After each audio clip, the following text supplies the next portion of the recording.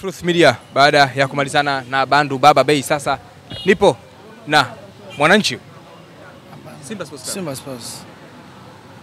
Umekuwa mnyonge hivi? Sio mnyonge, ndivyo nilivyo. Ubaya ubwela. Ubaya ubwela na unaendelea.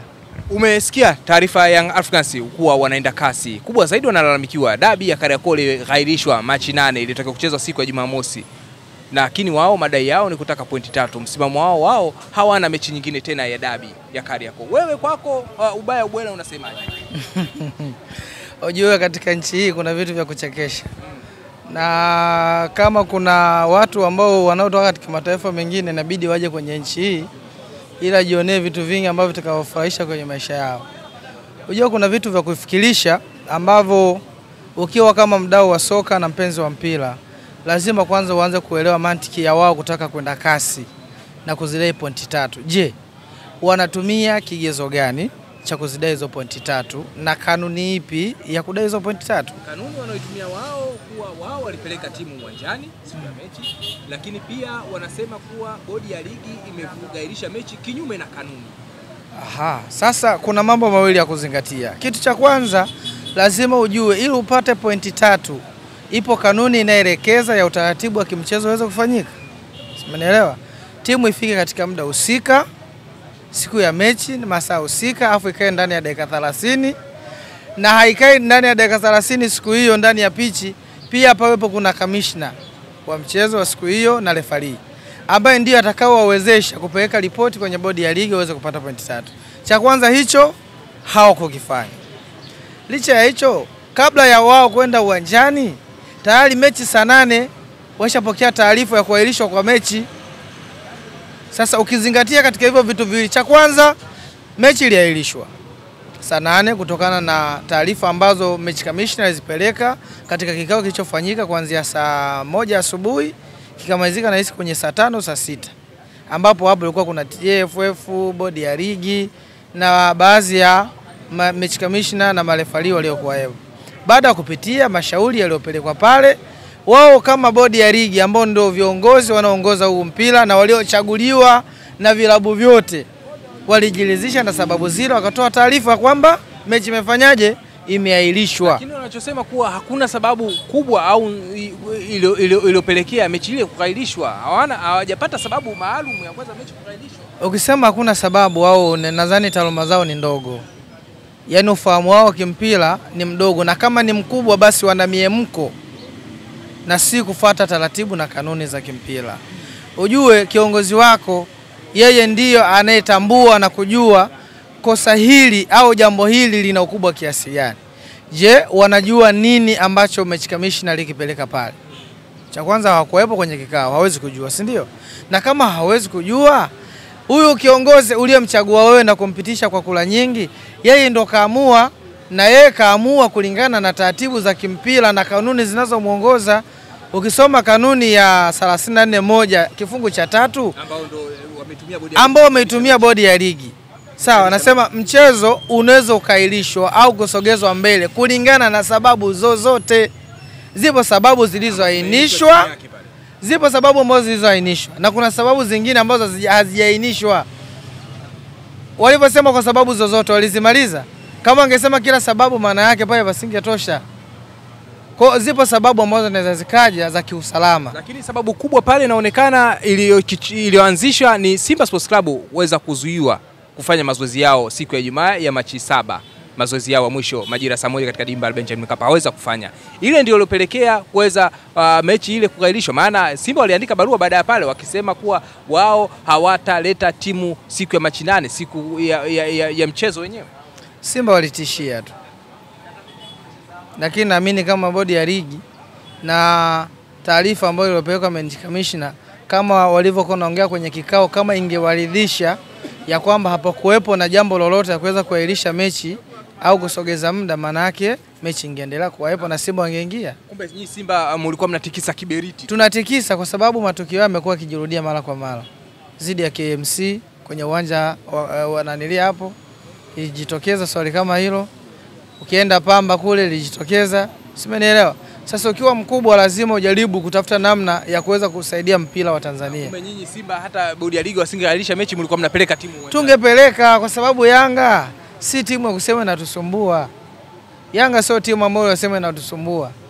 Sisi ni professional wa mpira, tunacheza mpira, hatuchezi mambo mengine ambao wanawacheza wao. Mlikuwa mna utesti tu ubaya ubwela. Wale ni washirikina tu. Sasa utamziaje mtu kutekeleza matakwa yake kikanuni? Unamziwiaje kwa mfano? Mlikuwa mna utesti ubaya ubwela, unafanya kazi. Ya, kama upo na unaendelea, kwa sababu kuna mambo mengine kwenye nchi hii bila wewe kutikisa kiberiti huwezi kujua ni mazingira gani yanaendelea kwenye nchi hii. Kwa wale pale wamezidisha masuala ya kishirikina. Unajua kuna mambo mengine ya ajabu mpaka inafikia hatua wanaojiita makomando ambao wengine tumeangalia kwenye mitandao ya kijamii wanasema eti lilikuja magari mawili, kuna BM. Ile ni njia. Mbona hakutaja mabodaboda alipita? Umeona? Sasa mbuzi inacheza. Mbona kuna mwaka wao waliingia na nanili na nguruwe? Simba mbona aliingiza timu uwanjani na wakacheza mpira? Kwani shida ni nini? Shida mpira uchezwe. Haya sawa, kamishna alikuja akaruhusu waingie. Mbona mabonza endelea kufanya kazi hiyo? Unajua Simba kilichosababisha waweze kutishia kuto kucheza mechi hiyo ni kwa sababu ya masuala yanayoendelezwa na tamaduni za kishamba na zisizofaa kwenye mpira huu wetu wa Tanzania. Kwa sababu gani nakwambia? Utaratibu wa makomando kulinda uwanja. Hivi jiulize, je, uwanja pakiwa hakuna mechi, hakuna walinzi? Wapo. Suma JKT wanakuwepo pale. Wanakuwepo eh?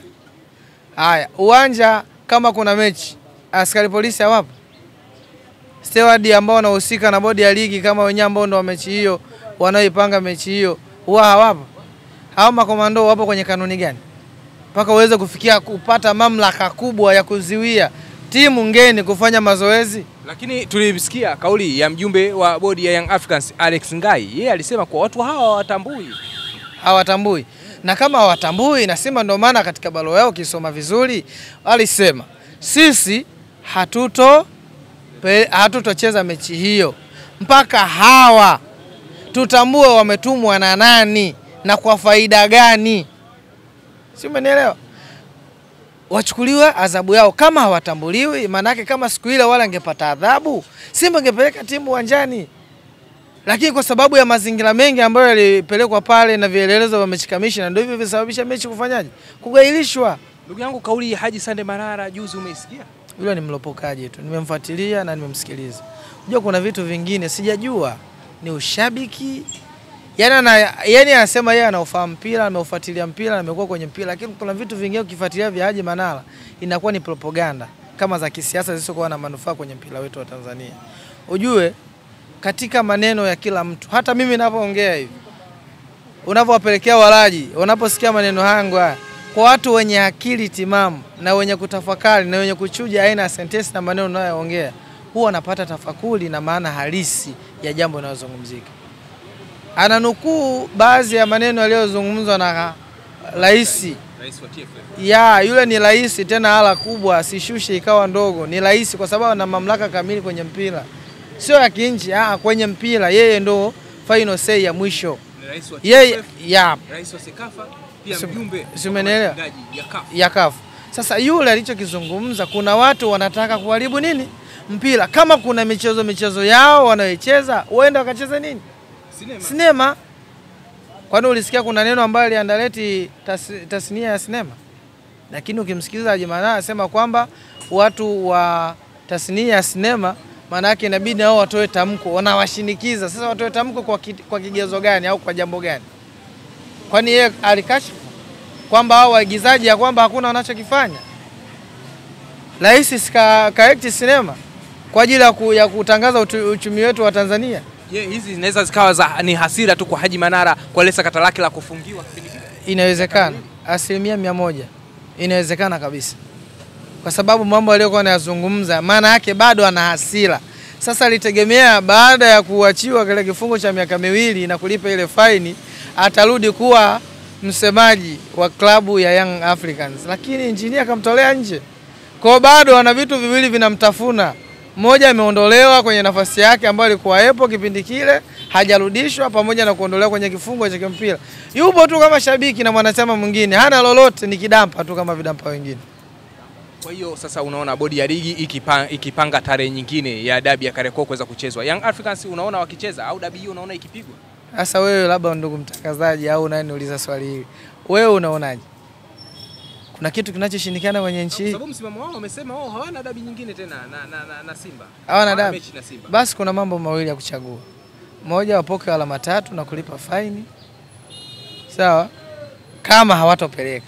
Lakini mimi naamini 99.9 kutoa moja tu hizi za propaganda zinazoendelea kwenye mitandao ya kijamii kwamba watapeleka timu. Kwa sababu hizi timu zina wenyewe na wenyewe ndio wenye maamuzi. Manara si chochote si lolote. Alafadi si chochote si lolote. Umemsikia rais engineer anazungumza chochote? Yule ni mtu ambaye anatambua na kuelewa misingi ya nchi hii imejengwa katika nini. Misingi ya nchi hii imejengwa katika vilabu hivi vikubwa viwili. Ndivyo sosi kubwa ya kupata uhuru wa Tanzania. Kwa hiyo wapo viongozi wa serikali wanaoitakia mema nchi hii na wanatambua kwamba baadhi ya raia wao inatakiwa wapate haki yao kimsingi kwa sababu wamenunua tiketi. Kwa hiyo lazima mechi ichezwe. Sasa isipocheza hawa nao waliokata tiketi haki zao watazipata. Wewe Simba Sports Club upo tayari kucheza na Young Africans? Mimi hata kesho. Hata siku ile walinaniliwa wenyewe tu. Walijichanganya wenyewe. Ndio mlikimbia? Wao walijichanganya. Walisema tufuata Bunju. Sasa unafuata Bunju mtu saa 6. Wangekuja saa 10 muda ambao kina Eli wanapasha misuli wanafanya mazoezi. Mechi ingepigwa kule kule. Ndugu yangu mimi nikushukuru sana. Asante sana.